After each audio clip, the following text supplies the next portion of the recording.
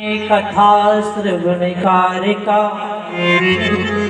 भोजनं तो वरं मान्ये कथा कारणकारिका नोपवासे वरं प्रोक्ता कथम वेद करोयति। कल हमारे एक यजमान जी प्रश्न कर रहे थे कि महाराज भोजन करके भी कथा श्रवण कर सकते हैं। वही है ये भोजनम तो वरम मान्य कथा श्रवण कार्यक्रम नुपवासे वरम प्रोक्ता कथा विघ्न करो यदि। भागवत जी में क्या लिखा? भोजनम तो वरम मान्य, भोजन की कोई वो नहीं, उपवास की कोई मान्य नहीं है कि नहीं उपवास करोगे तभी कथा मान्य होगी और तभी कथा आप श्रवण कर पाओगे। ऐसा कोई नियम नहीं है, व्रत का कोई नियम नहीं है। अंत में क्या कहे? नुपवासो वरम प्रोक्ता, नुपवासो वरम प्रोक्ता कथा विघ्न निरब्ध यदि। बस व्रत इसलिए रखते हैं कि कथा में विघ्न ना आए। कैसा विघ्न? निंद्रा देवी का प्रभाव ना पड़े।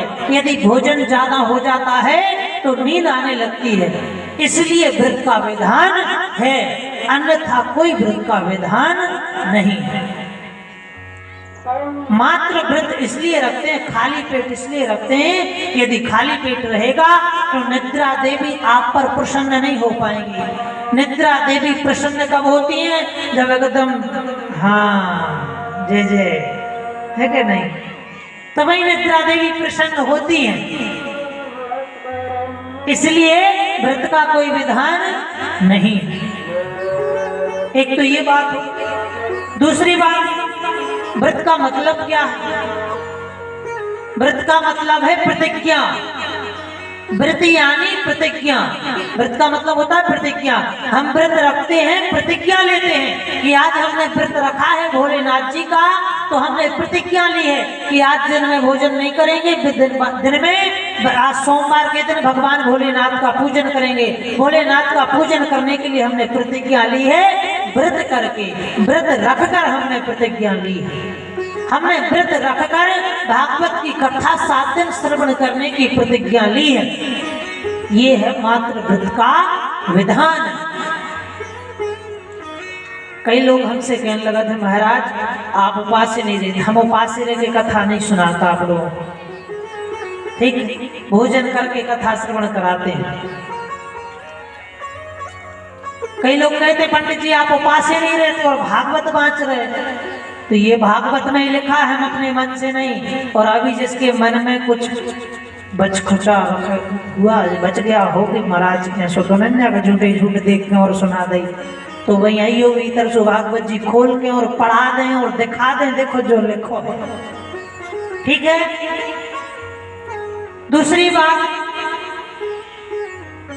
कथा श्रवण करने का तो भोजन की बात आई है तो वो भी बता दें हम नियम यदि आप करो तो नियम तो है घी पीकर कथा श्रवण करनी चाहिए।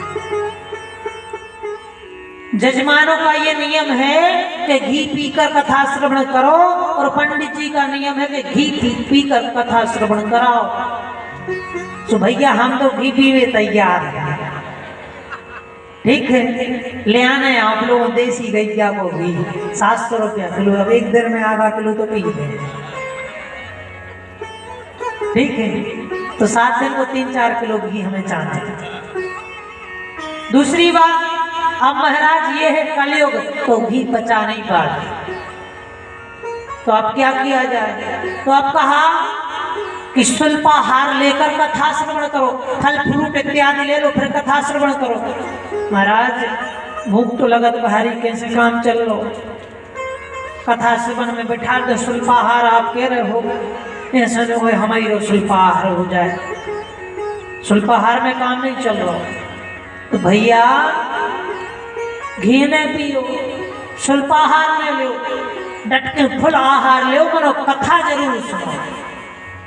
कथा छोड़ो नहीं, है कि नहीं? भोजन करके आप आओ, परंतु कथा सुनना है। ऐसा नहीं भोजन कर लिया तो कथा नहीं सुनना। कई कई आदमी जाके कहना महाराज हमने तो भोजन कर ले, हवन में नहीं बैठ पा रहे, दो आहुति नहीं दे पा रहे। भगवान के पूजन में भोजन का नियम नहीं है, बस नियम इतना है कि जूठे नहीं पहुंचो।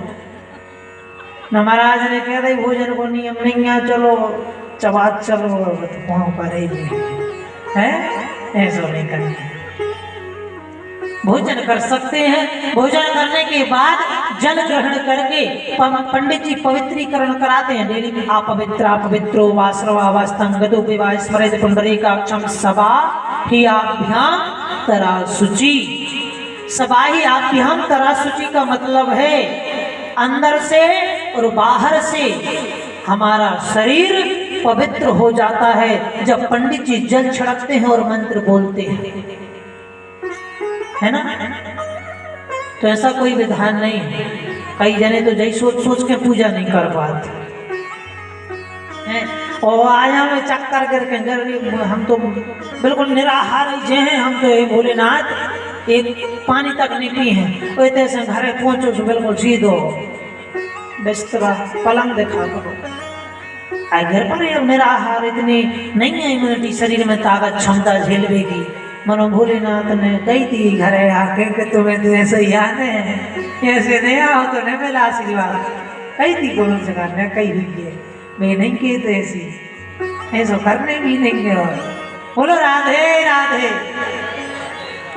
तो ये तो हो गया आहार और निराहार, है ना? अब हम लोग चलते हैं कैलाश पर्वत पर, जहां पर विराजमान है बाबा भोलेनाथ। बाबा भोलेनाथ जहां पर विराजमान है, देखिए जब तक सुखदेव जी महाराज का जन्म नहीं हुआ तब तक ये प्रगट कथा में निरूपण नहीं होती। सुखदेव जी महाराज राधा रानी जी की गोदी में विराजमान है। राधा रानी ने कहा सुख जाओ बेटा, अब तुम्हारा समय है, जाकर श्रीमद् भागवत महापुराण की कथा का जन जन में प्रचार करो, जन जन में भक्ति का प्रयोग करो, जन जन में भजन का प्रचार करो। तो सुखदेव जी महाराज कहते हैं नहीं मां, हम यदि मृत्यु लोक में जाएंगे तो ये माया हमको पकड़ लेगी, हम माया से घिरना नहीं चाहते। अभी 2-4 माला भजन आपका करते हैं, और यदि माया ने घेर लिया तो वो भजन नहीं कर पाएंगे। राधा रानी जी ने समझाया नहीं सुख, तुमको आशीर्वाद है, वरदान है, ये माया तुमको नहीं घेर सकती, ये माया तुमको नहीं घेर सकती। राधा रानी जी ने कहा। सुखदेव जी महाराज ने कहा मां आपकी आज्ञा है तो हम जाते हैं। तो सुखदेव जी महाराज का प्रगट हुआ सुख का एक अंडा उत्पन्न हुआ, जिसमें से सुखदेव जी महाराज का प्रगट हुआ है, परंतु जैसे वो गिरा तो टूट गया था। अब कैलाश पर्वत पर माता पार्वती और भगवान भोले शंकर विराजमान है। सुखदेव जी महाराज का यदि प्रगट कराना है तो नारद जी को कुछ षड्यंत्र तो रचना पड़ेगा, है क्या नहीं? नारद जी को पता ही है वो काम का है, वो का काम है बताओ नारद जी? मौसी बता दे क्या काम है नारद जी का? नहीं है बता। अरे मौसी खोई हुई है नारद जी का, मौसी तो अब भगवान की भक्ति में डूबी ही रहती हुई है। नारद जी का काम है तनक में मां और तनक में नाय है, 2 ही पली तो दे दो तेल, तुम नाचो हम देखें खेल। ये काम है नारद जी का, परंतु वो तेल नहीं देते हैं, है ना? वो तो हमने कह दिया, बता दिया। नारद जी का काम है ब्रह्मा जी के पास, ब्रह्मा जी का पोथी पत्र इत्यादि जो सूचना मिली तो वो सूचना पहुंचाई भोलेनाथ जी के पास, और भोलेनाथ जी की जो सूचना मिली तो वो पहुंचाई विष्णु जी के पास। ये काम है। अच्छी बात पहुंचाते थे। कई लोग कहते थे नारद जी चुगली का काम करते हैं, चुगलखोर हैं। वो चुगली का काम नहीं है। अच्छे शब्द, अच्छा सत्संग करते थे और अच्छा सत्संग एक दूसरे के लिए वही सत्संग श्रवण कराते थे। ये नारद जी का काम है ना। तो नारद जी ने सोचा, नारद जी कहूं झगड़ा सुई करवा देते हैं, आराम से क्यों रह जाओ हैं। तो नारद जी ने पूछा कुछ ऐसा षड्यंत्र रचना पड़ेगा, सुखदेव जी का जन्म करवाना है तो जन्म के लिए व्यवस्था तो बनानी पड़ेगी, तब तो जन्म होगा। माता पार्वती के समक्ष पहुंचे तो माता पार्वती जी विराजमान थी, भोलेनाथ जी समाधि में विराजमान थे। माता पार्वती ने जैसे नारद जी के लिए देखा तो आसन डाला, आइए महाराज, क्या बात है, बड़े दिनों बाद आए। जल पान व्यवस्था की माता पार्वती जी ने। नारद जी ने कहा, देखो मां, हमने आना जाना अब कर दिया है बंद, हम कहीं ज्यादा जाते नहीं हैं। क्यों नहीं जाते हैं? क्योंकि लोगों में आपस में बनती नहीं है, एक दूसरे में झगड़ा होता है और कह देते हैं नारद जी आए थे तो नारद जी करवा गए लड़ाई।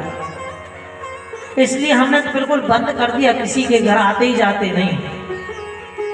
लोगों में प्रेम है नहीं, एक दूसरे में प्रेम नहीं है। माता पार्वती जी कहती हैं, देखो नारद, अब कह दिया सो कह दिया। कैलाश पर्वत पे बस आकर ये बात मत कहना कि प्रेम नहीं है, क्योंकि भगवान भोले शंकर में और हमारे में, दोनों में, हम दोनों में तो इतना प्रेम है, इतना प्रेम है अगुण कि जो कहते हैं गोपनीय प्रतनीने मंत्रम जातो उत्तानम करो तु मम कृति इति नाम सा। जो गुरुजी का दिया हुआ मंत्र है वो गोपनीय रखा जाता है, किसी को बताया नहीं जाता है, गुप्त रखा जाता है। परंतु बाबा भोलेनाथ ने तो हमको वो मंत्र भी बताया है। कोई बात एक दूसरे से छिपाते नहीं है, किसी प्रकार का छल छिद्र कपट नहीं है, बड़ा प्रेम है। अच्छा हाँ, तो माँ एक बात मुझे बताइए, सब कुछ बताते हैं तो ये भी बताया होगा कि जब वो मुंडमाल धारण किए हुए हैं, वो मुंडमाल किसके हैं? बस यही नहीं बताया।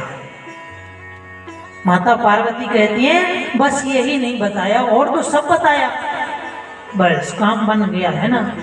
इससे ज्यादा और क्या व्यवस्था बनानी थी, बना दी नारद जी ने व्यवस्था। नारद जी ने कहा ठीक है तो देवी हम चलते हैं। अब देखिए, आप कह रही थी सब बताते थे, कुछ नहीं बताते हैं किसी को, सब स्वार्थ का इंसान, स्वार्थ का समय, सब स्वार्थ ही है। अच्छा, अरे सुर नर मुनि की एही रीति, सुर नर मुनि स्वार्थ लागे करें सब प्रीति, स्वार्थ लागे सब प्रीति, स्वार्थ लागे करें सब प्रीति। सुर नर मुनि सबकी यह रीति, स्वार्थ लाग करे सब प्रीति। स्वार्थ है सब कुछ और कुछ नहीं। नारद जी ने प्रणाम किया मां पार्वती जी के लिए और वहां से निकल पड़े। और बाबा भोलेनाथ समाधि में बैठे हुए थे, समाधि खुल चुकी थी। जैसे बाबा भोलेनाथ की दृष्टि नारद जी के ऊपर पड़ी तो बाबा भोलेनाथ ने कहा, कहाँ जा रहे हैं नारद जी, विराजिए। अरे प्रभु मुझे काम है, थोड़ा जाना है, आपके लिए माता जी ने बुलाया है, संदेशा है।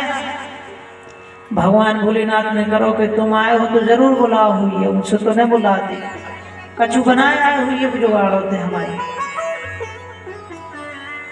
पहुंचे बाबा भोलेनाथ तो माता पार्वती जी तो कोप भवन में विराजमान थी। कहाँ विराजमान थी? कोप भवन में विराजमान थी। कोप भवन किसको कहते हैं? पूर्व जन्म में गोप भवन घर में बनवाया जाता था अलग से। स्त्रियां रूठ जाती थी तो एक कमरा बनवाया जाता 10 बाई 10 का, उसमें जाकर विराजमान हो जाती थी। मलिन वस्त्र धारण कर लिया माता पार्वती ने, सब गहने जेवरात सब उतार दिया और गोप भवन में जाकर निराश होकर मां पार्वती जी विराजमान है। बोलो भोलेनाथ भगवान की। जैसे भगवान भोलेनाथ ने देखा कि मां पार्वती गोप भवन में तो पहुंचे, क्या बात है देवी? तो पहली बार में देवी ने तो कुछ उत्तर ही नहीं दिया। अब देवी तो रुष्ट हो चुकी है, जैसे अपने घर की नहीं भनक जात और रोटी ने मिले सामने ऐसी व्यवस्था बन जाता हो है, कुछ बन जाए व्यवस्था। कुछ तो स्वामी जी ने कहा कि ये सामग्री लेकर आना है और सामग्री लेकर नहीं पहुंचे आप, स्वामी जी नहीं पहुंच पाए सामग्री लेकर, तो स्वामिनी ने व्यवस्था बना दी तुम्हारी। वो भवन में बैठ गई, बिल्कुल सुमो लटका थे, बिल्कुल पछू न पूछो, राम राम कहो। तो माता पार्वती पहले जब भोलेनाथ ने पहला शब्द, देवी क्या बात है गोप भवन में, चुप, क्या बात है गोप भवन में, फिर भी नहीं बोली। अरे देवी कुछ तो बोलो, क्या बात है आप गोप भवन में हैं, किस बात की बुराई? बात मत करो हमसे, माता पार्वती कहती, कपटी हो आप। अरे देवी मैंने कौन सा कपट किया है आपसे, आप कपटी कह रही हमसे? मैंने तो ऐसा कोई कपट नहीं किया जो मैं कपटी कहलाऊं। बताइए क्या छिपाया आपसे, क्या नहीं बताया आपको? एक बात बताओ, ये मुंड माल पहने हुए ये किसकी माला है, आज तक क्यों नहीं बताया? अरे देवी आपने कभी पूछा नहीं और कभी ऐसा सौभाग्य या मौका मिला नहीं हमको बताने का।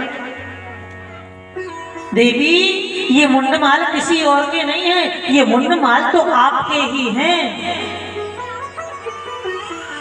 जितनी भी बार आप नया रूप धारण करती हैं, नया अवतार लेती हैं, तो आपकी याद में ये आपके मुंडों की माला मैं धारण कर लेता हूँ।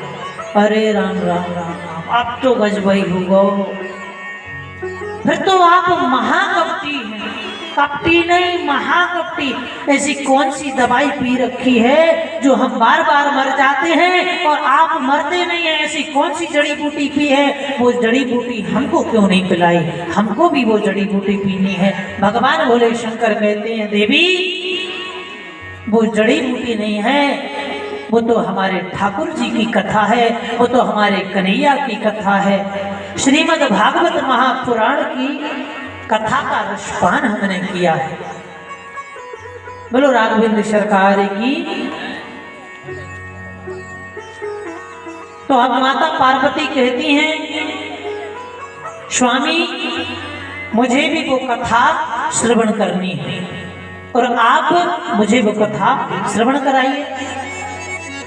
भगवान भोलेनाथ ने कहा देखो देवी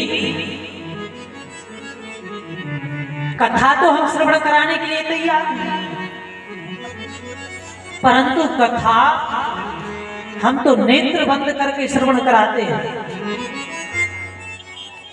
और कथा 2-3 घंटे 4 घंटे नहीं सुनाते हैं, 7 दिन तक रेगुलर कथा श्रवण कराते हैं। हमको कैसे पता चलेगा कि आप कथा सुन रही हैं या नहीं सुन रही हैं? तो एक काम करना पड़ेगा आपको। क्या काम करना पड़ेगा? तो बोले काम ये करना पड़ेगा कि जब हम कथा श्रवण कराएंगे तो बीच बीच में ओम ओम उच्चारण करना पड़ेगा, जिससे हमको पता चलता रहे कि माता पार्वती की निद्रा नहीं लगी है और वो कथा